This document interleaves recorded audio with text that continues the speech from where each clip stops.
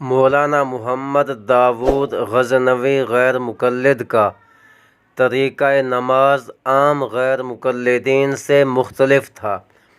عام غیر مقلدین جن مسائل کو حدیث کے مسائل کہہ کر مخالف کو حدیثوں کا باغی کہا کرتے ہیں، مولانا غزنوی انہی مسائل پر عمل پیرا تھے۔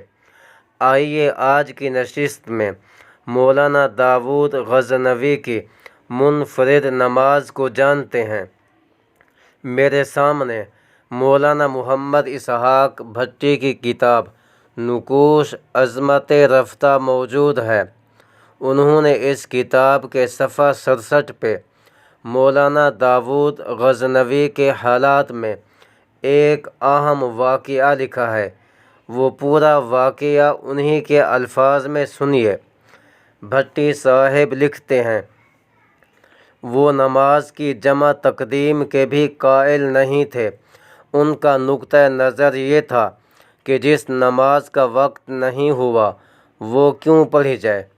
ایک مرتبہ مولانا داؤد غزنوی، مولانا اسماعیل صاحب، مولانا عطا اللہ حنیف اور ان سطور کا راکم جماعتی تنظیم کے سلسلے میں ضلع قصور کے ایک قصبے کھجیاں خاص گئے۔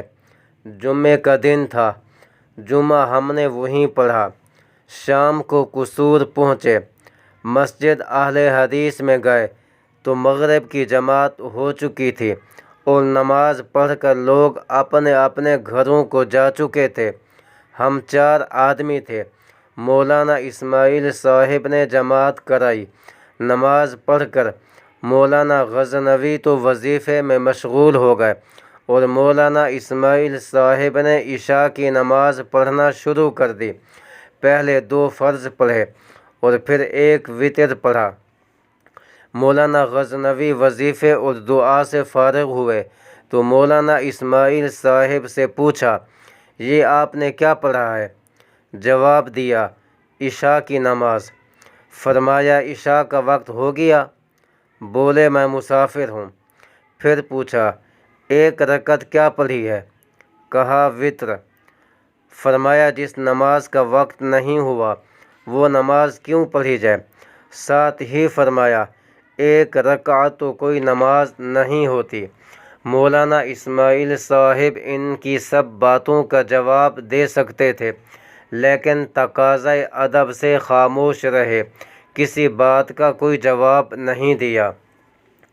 مولانا اسحاق بھٹی صاحب کی اس گواہی سے معلوم ہوا کہ مولانا محمد داؤد غزنوی 2 نمازوں کو ایک وقت میں جمع کر کے پڑھنے کے قائل نہ تھے۔